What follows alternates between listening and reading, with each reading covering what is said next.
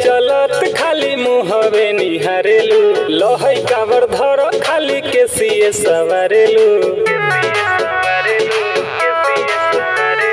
रहिया चलत खाली मुहवे निहारेलू लहई कावर धर खाली केसिए सवारेलू। भोला जी के चला एकदम लागो तारा टीका वाला गा के हैंडसम लागो तारा सच को ही जान हम गेरुआ कलर में तू बम लागो तारा सच को ही जान हम गेरुआ कलर में तू बम लागो तारा।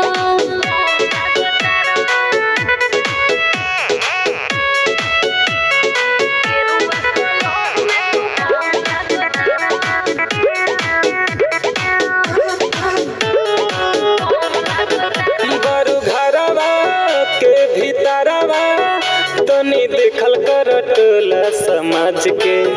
सब देखी है खूब निरखी है अभियो से बदलो अपन मिजाज के। हमको शिव जी के नाम गोहराइला जैसन लागो तारो वैसने बताइला हीरो जैसन माई के कसम लागो तारो कवनो कंवरिया से ना कम लागो तारो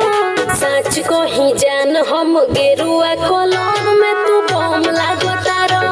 सच को ही जान हम गेरुआ कलर में तू बम लागो तारो।